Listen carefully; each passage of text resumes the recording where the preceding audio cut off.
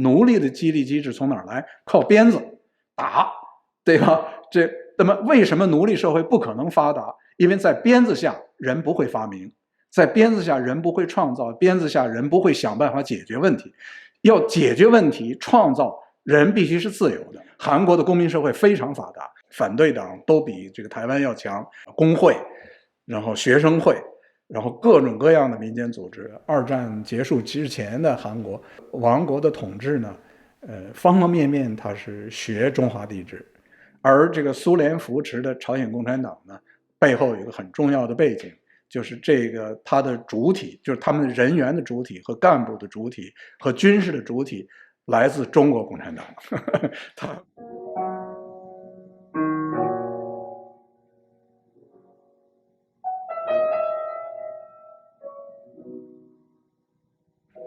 韩国呢，我没有时间真的去展开讨论，非常非常概要的讨论一下呢。韩国的情况呢，实际上它是由于就是这个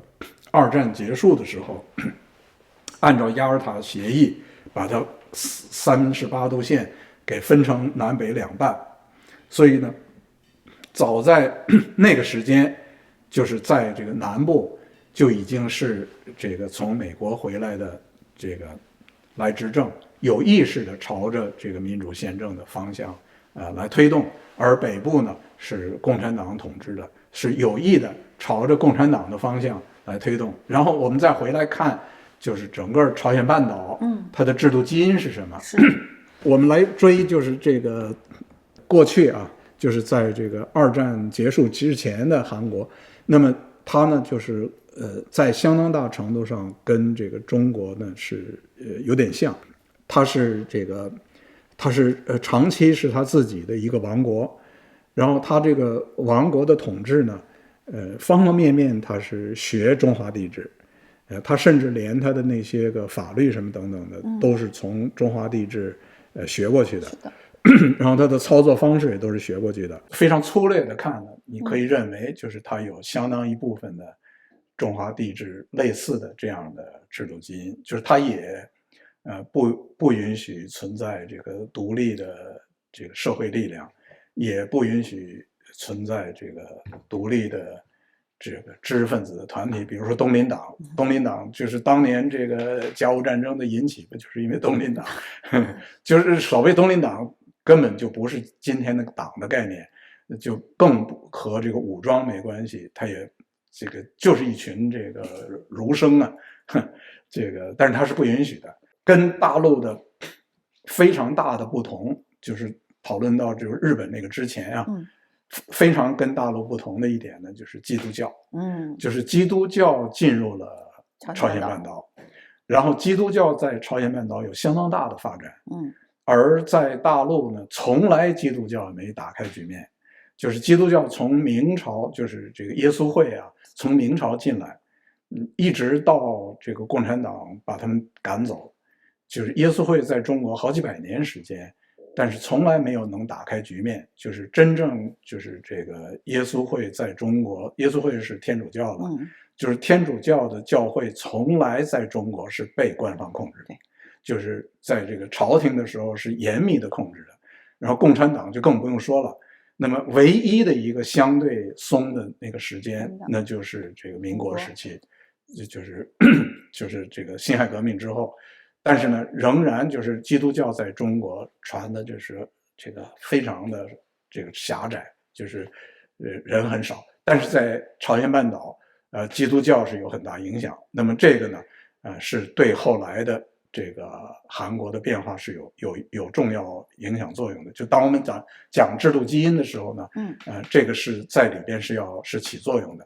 那个这个也许等一下我还需要再解释一下，因为上次在我们讲这个极权主义的起源的时候提到这个基督教，所以我需要澄清一下这是什么关系，就是基督教跟这个民主宪政，基督教跟极权主义是什么关系，需要专门澄清一下。但是讲到韩国，就是这是这个其中的重要一个部分。然后呢，就是日本统治。日本统治呢，在就是大正民主时期，那么台湾进行了这个民主宪政的推动。那么韩国也是一样的，因为这个作为本土化，那么韩国从来跟日本远为更近，是这个日本本土化的重要的这个推动的这个部分，所以这个呢都是原本就在韩国造成了很大影响。然后呢，就是二战结束以后，这个在南部进入的这个政权，那么这个南部进入的这个政权呢，它就是按照民主宪政的方式这个建立的。虽然它是相当的脆弱，那么脆弱的背景之一就是刚才我们讲到的中华帝制传下来的这部分的制度基因，就这样子的制度基因就决定了它这个立即能产生的政权呢，更是威权主义的，就是中华帝制是个威权主义的制度，而不是极权主义制度。这个也是需要澄清的一个重要问题，就它不是极权主义制度。那么它这个韩国虽然有美国的压力，虽然这些人是在美国留学的，在美国这个流亡的，从美国过来的，就是整个一个团体从美国过来的，然后在这个韩国建立的政权，但是呢，它的制度基因决定了它那个时代呢，实际上它建立这个民主宪政，它还这个就是条件是不成熟的。就是没有足够的这个社会的压力，没有足够的社会力量的推动，没有这个公民社会的整个的有组织的这个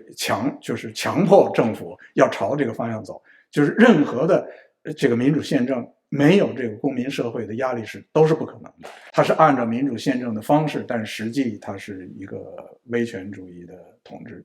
当然讲到细节，就还有什么政变啊等等，这个实际上它就发生政变本身就是和我们讲这个制度基因呢都有关系。就是为什么它会发生政变？因为你没有一个很强的社会共识，就是军人不能过正问政，对吧？你比如说这个英国。从来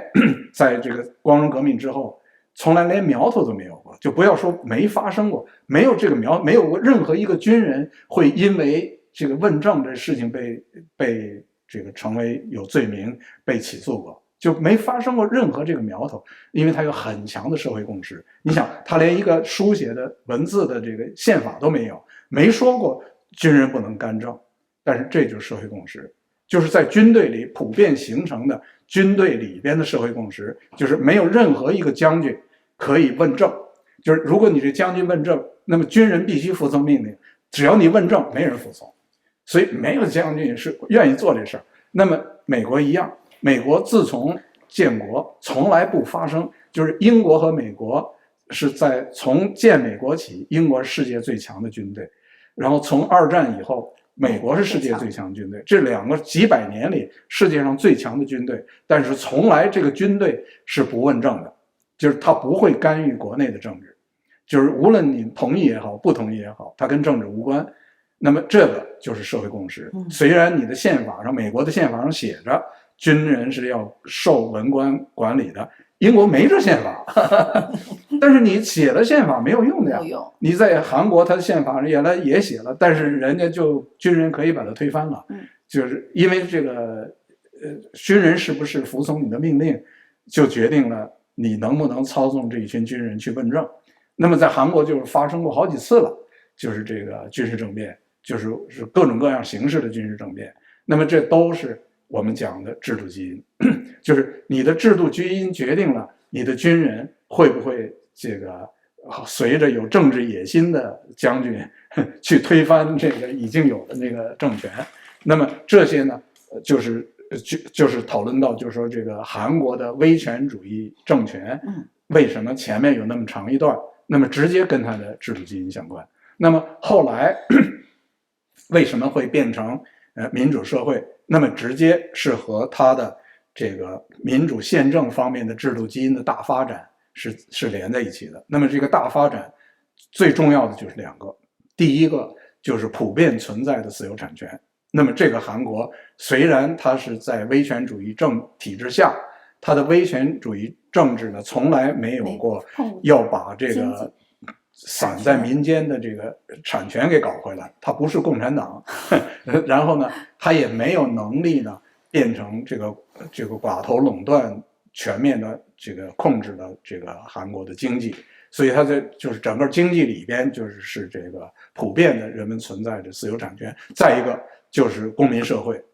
韩国的公民社会非常发达，就是早在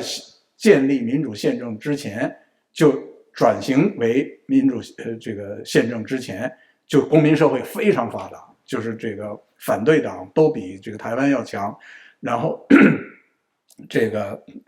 工会，然后学生会，然后各种各样的民间组织，还有就是我们前面提到的这个基督教，就是基督教教会一直在韩国是有相当大影响的。那么这个公民社会的发展，跟这个基督教的教会都是有紧密关系的，因为实际上，对于一个这个世俗社会来说，这个宗教的教会本身就是公民组织，所以当我们讲公民组织的时候，就是公民社会的时候，公民社会的中间的很重要一个部分，就是各种教会。当然，这里要强调的就是，我们现在说的是世俗社会。世俗社会的意思就是，它不是由宗教统治的，就是一旦宗教统治，情况会发生变化。比如说伊朗，伊朗呢，它就是政教合一了。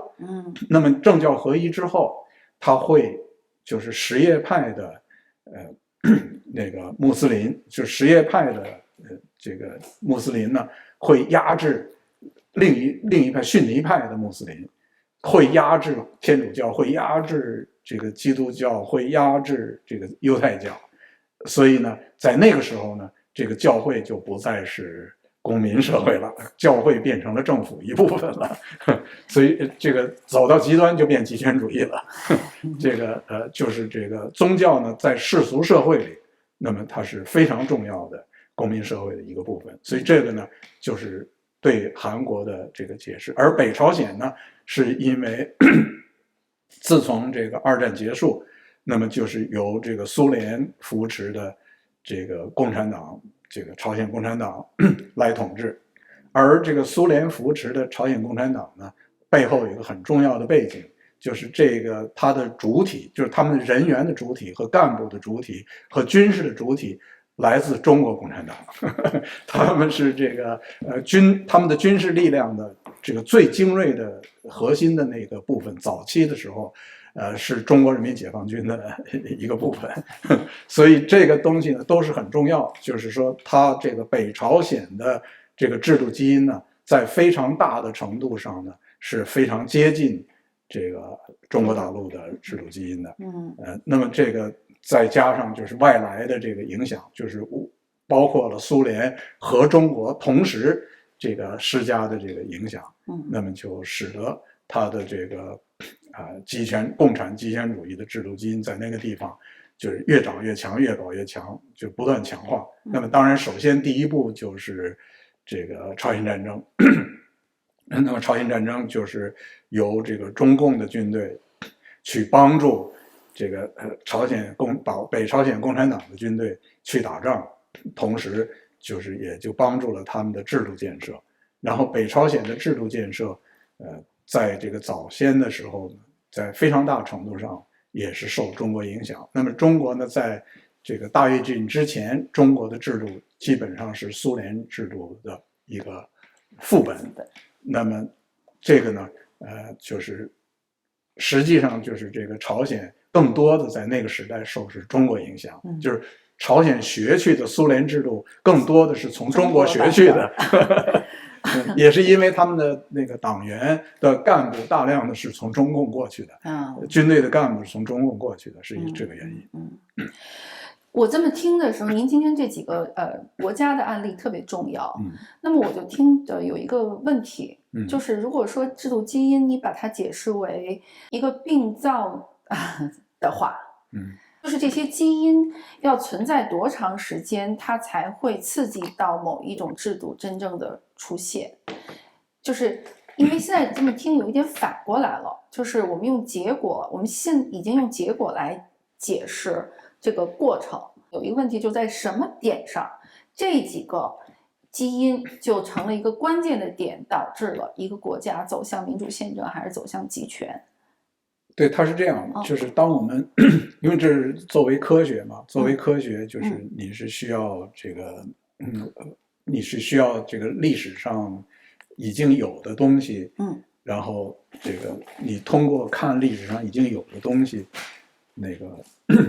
然后你这个你有一个理论来解释这个历史上已经发生过的事情。那么这个，如果我们看这个历史上已经发生的呢，这个实际上我们可以看到呢，就是历史上有过好多次，就是人们试图改变制度，人们有意识的试图改变制度，就是讲到近现代最有名的几个重大的例子，就是比如说这个阿富汗跟伊拉克，就是人们喜欢讲，就是为什么日本战后会变成民主宪政，人们往往都是喜欢讲是因为美国的占领，然后是因为美国的推动。那么人们也喜欢讲是台湾跟这个韩国也都是因为美国的占领，美国的推动，就是台湾不是占领，但是美国在那里很大的影响力。那么这个，但是呢，这个伊拉克跟阿富汗就是非常好的反例。就是美国同样是靠军力施加很多占领的那个地方，然后在那儿扶持了他的政权，帮助了他的政权。然后呢，这些政权建立的时候都是按民主宪政的原则，然后在这些国家都是要这个要他们选举的，那个然后都是要建国会的。但是在阿富汗和在伊拉克，美国花费的无论是这个力量啊还是时间呢，都远远超过他当年在日本跟韩国已经产生成效，就我们得按产生成效算，对，按产生成效算，远远超过那个。但是他都这个失败，什么道理？就是制度基因的原因。就是当它不存在这个制度基因的时候，就是你人为的力量去这个去建那个制度是建不起来的。实际上，韩国也是同样一个道理。韩国它一开始也是试图去建立，而且它一开始已经建立了，建立了以后就发生军事政变，就搞翻了。这个推翻以后，美国没有办法的。因为当时北朝鲜和中国对他的威胁非常大，所以这个当他这个军队推翻了这个宪政的政权之后，为了防北朝鲜打过来，他不能不支持韩国的军队，但是韩国的军队已经控制了他的政权，所以他是一点办法都没有。那么这就是你可以看到，日本呢就没有这样的力量能够推翻他的政权。当然，首先是因为这个战争期间，这个已经把日本的军事力量搞垮了。再一个，日本原本就已经存在相当强的制度基因。明白。这个制度基因，他们一直是反对日本军国主义的。这并不是日本人从来都全民都支持日本军国主义，哪怕是这个民族主义很强的时候，这个日本的这个宪政的力量一直在国内是存在，而且是有相当强的力量，这就是制度基因。那么这个还有一个近现代的另外一个例子，就是这个在60年代，就是这个整个的那个非洲获得独立的时候，当时整个西方世界有一个非常乐观的情绪，认为这个非洲会是全世界的模范，认为非洲会是全世界的经济的发展的最大的动力，因为忽然之间整个一个大陆都获得了独立，于是西方的这个大量的这个政治学的、法学的、经济学的人都去那边支援，然后这个西方国家那个政府出很多钱，联合国也出钱，就是人成群的有组织的派到那边去支援他们，建立民主宪政的制度，但是基本都失败。那失败的原因就是因为在那个地方还没有形成这样的制度基因的情况下，你去这个人为的去建这个制度，你只不过建的是什么制度呢？建的是白纸黑字写下来的法律。就是白纸黑字写的宪法，白纸黑字写的各种法律，然后建了一个办公室叫做这个法庭，建了一个这个办公室叫做这个议会，建了一个办公室叫做总统，然后有一个形式叫做选举。但是呢，只要你这个制度基因还没有形成的时候，这个社会上这个公民没有形成公民的自己的利益的意识，自己的权利是什么，保护自己的权利要做什么，没有公民社会来保护他们自己的时候，于是纷纷的这些个政权一个一个发生各种政变，然后就互相打仗，就是内战也好，外战也好，就是打得乱七八糟。就是为什么非洲穷？那么简单的解释，人们往往就是说是由于殖民地的原因。殖民地可以是中间的原因，但是这个本身不是那么直截了当，殖民地就是原因。实际上是在殖民地时期，使得那个地方破坏了他们自己的公民社会，破坏了他们普通公民的产权，破坏了普通公民的公民社会。在他没有公民社会、没有普遍的产权、没有公民意识的情况下，那个地方发展不出来这个宪政的制度。所以这个就是制度基因帮助我们理解这个世界的一个角度。明白了，所以这个制度基因它真的是一些具体的必要的条件，对，而一些外在的，不管是外在国家的影响，还是某一种思想制度、意识形态的引入，是要跟这些现有的基因的原有条件相碰撞的。对，所以就变成它并不是说这个基因培养到什么时候，这个国家就一定会怎么样。当我们讲制度，什么是制度？我前面在讲什么是制度，制度是这个决定人的这个激励机制的，这个决定人的激励的那个最稳定的、最基本的那个机制。然后呢，协调人的最稳定的、最基本的那个机制。这个我讲的很抽象。具体是什么意思？我又说制度有几个基本成分，基本成分是人权、产权、政治决定权、政治决策权。那么把这几个东西合在一起，这什么意思？意思就是所谓的社会是人组成的，人有没有自己的意识决定人自己要做什么。就是当社会上普遍的人都没有基本权利，社会上的普遍的人都要被别人统治的时候，那么这个统治它一定是压迫这些人的。那么你最后你变出来这个制度，它的激励机制是什么样？它的激励机制就是它要用这个暴力的方式，用压制的方式来解决它的激励的问题。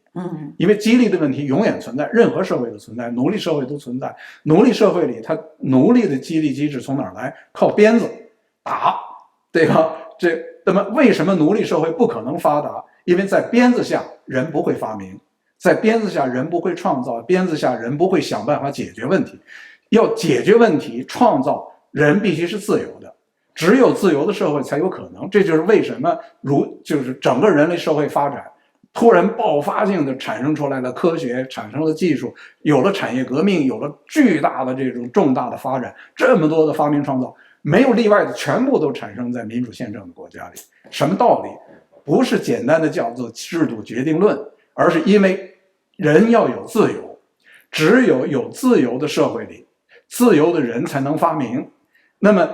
这个所有的你这个激励机制是靠暴力，激励机制靠压迫、靠威胁，在这种激励机制下，这就是叫制度。这种制度，那人他就不发明、不创造，所以他就不发达。所以呢，这个就是回到所有问题的那个最基本的地方去了。然后这个所谓的制度基因呢，指的就是说，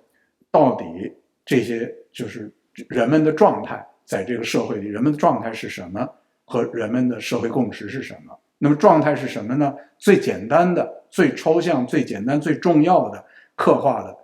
就是产权是怎么分配的，政治权利是怎么分配的，人的基本权利是有还是没有，是不是受到保护的，是不是受到尊重的。那么这些东西基本上就已经决定了这个人们要干什么。制度基因其实说的就是在这个最基本的这个结构是什么，人们要干什么，指的就是这。